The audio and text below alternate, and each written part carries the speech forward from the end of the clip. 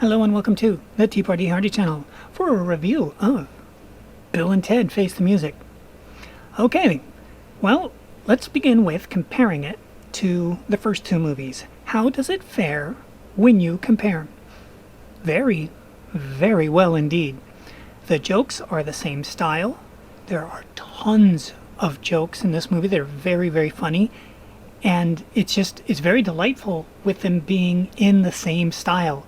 That it connects 1 and 2 better than 1 and 2 connected between 1 and 2.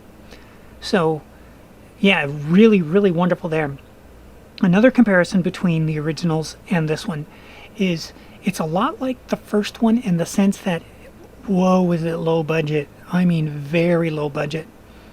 If you remember in the first one, there were a bunch of unknown actors. In this one, there's a bunch of unknown actors. So, it's still carrying on that one. And all of your favorites return in this one. So that was a really cool delight, because honestly, it's been a long time. Like, are they all really still alive? There's a couple who aren't alive, and no, they're not in it because they didn't. Well, they did bring back one dead guy. They did bring back Rufus, but except for Rufus, everybody else who's dead, no, they don't come back. But all the ones that are still alive, it was very exciting to see them back and carry their weight and be very funny. I mean, none of them were wasted. They all got really good jokes. Okay, what else can we expect? Also compared to the first movie, very low budget. The special effects in this movie are awful. And if it was done by a normal person, you go, oh my God, that's incredible. But done for a major release, no, it's below video game level. But it doesn't matter. It doesn't get in the way at all. You're just like, okay.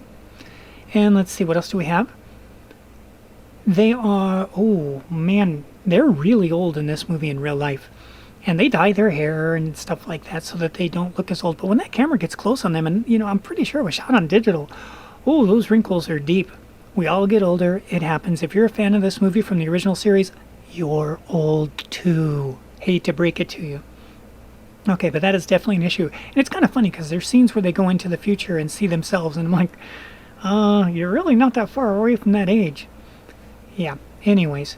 So, now we're going to get into the spoilers. So if you don't like spoilers, you're done. Moving on for the rest of you who are okay with it. The future is female. You thought that just only attacked Star Wars? Oh, no, no, no, no, no. If you remember in the first movie when they went and they seen the leaders of the world, the most important people in the world, it was the guy from the Tubes and it was the guy from the E Street Band. It was rock musicians, and it was really fun. And they were also men. Oh, no, no, no, not in this world. In this world, the future is all female. All the leaders are female. They're all the diversity, women of color, except for, of course, the one who actually is the real boss, and she's a white chick, so some things never change, I guess. Oh, what else can you expect from the future? It turns out that the future of San Dimas looks a lot like the San Diego Convention Center. So if you've seen the San Diego Convention Center, extrapolate that out into a whole city, and that's pretty much what they made the future look like. Okay. As far as the future being female, it's not just the leaders. There's barely any men in this movie for the first 30 minutes outside of Bill and Ted, and it doesn't change much after that. What happens is, remember, this is the spoiler section, the daughters come up with a plan to help their dads, and the daughters decide to go and get the best musicians of all time, which is, again, that echoes back to the first movie where they had to go and borrow the smartest people from all time. So now they're borrowing musicians. So it's funny because the future is, according to this movie, the future is female, but the past is all male. Everybody that they pull from history to help, they're all men. And that's reality, and when you go into the future, that's hypothesis. So it's kind of funny to look at that balance. Okay, so you've got the men that they choose from the past. There's a scene, since we're in spoiler section, where Mozart is musically competing with Jimi Hendrix. Very fun. It was like, yeah, you can keep doing that for another 10-15 minutes. I'm good with it. Let's see. The girls all have the brains in the movie.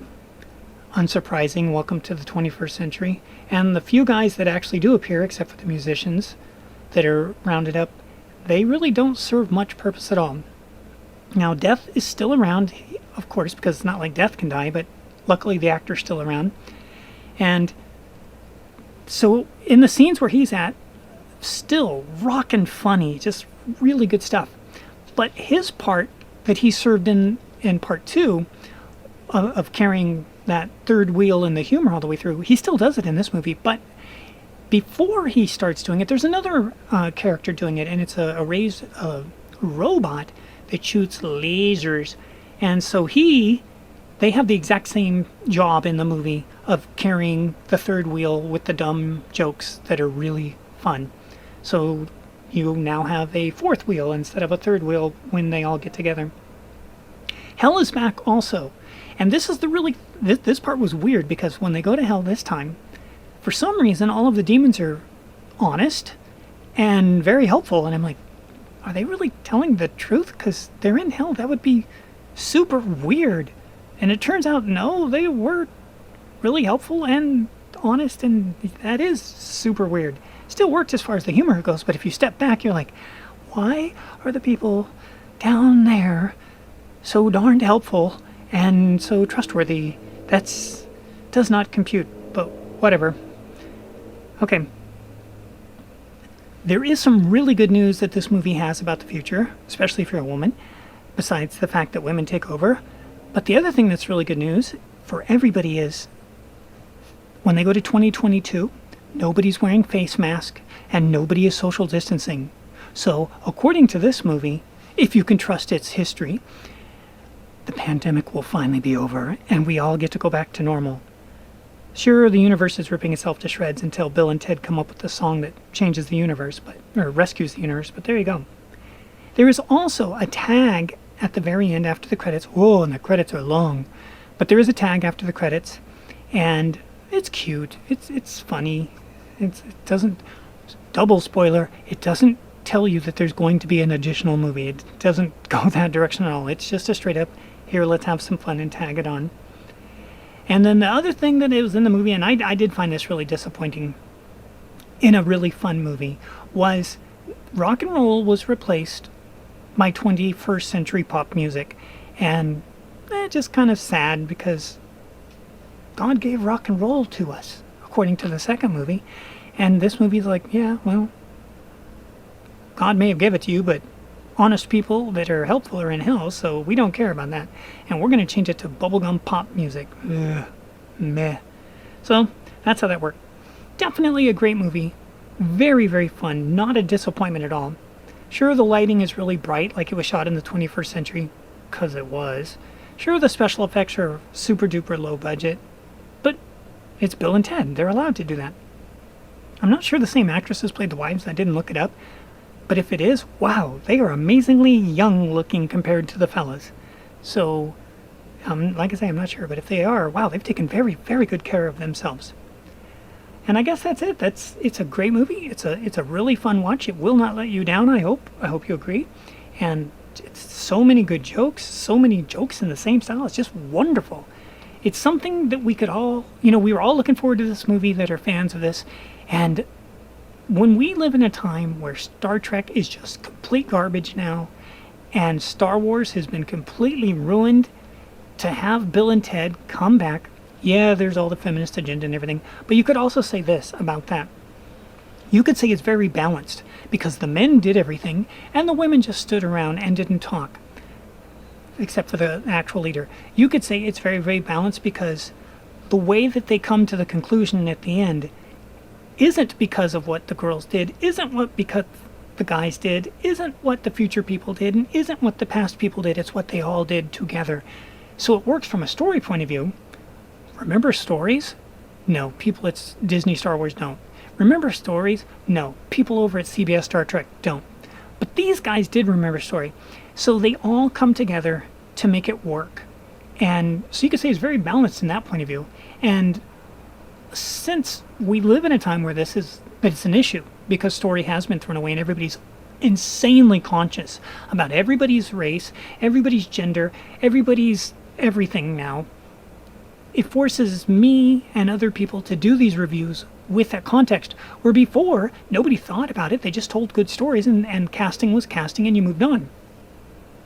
But we're in the time where we do, so I took all that into consideration. Since they do, I have to, and pointed out that the future is female, pointed out that the past is male, the future is fictional, and the past is reality of who they choose. But they did make them all come together. It wouldn't have worked without everybody coming together. And that is a beautiful story to tell. That is a very beautiful story to tell. So I like that. So not only do you get a great comedy movie, stylistically on point, I'm going to keep mentioning that because it was just how refreshing. When you have the new Star Trek series that came out that couldn't have been further from Star Trek, especially since it was supposed to be Captain Kirk in his younger years. If you've seen Star Trek Continues, and if you are a Star Trek fan, you have watched Star Trek Continues on YouTube, and if you haven't, you need to catch up. It's really, really well done, and completely is season 5 of Star Trek had it occurred. And there's guest starring appearances from the old cast of Star Trek the original series as well as the Next Generation. It's a great show. So, but it happened on YouTube, where this happened.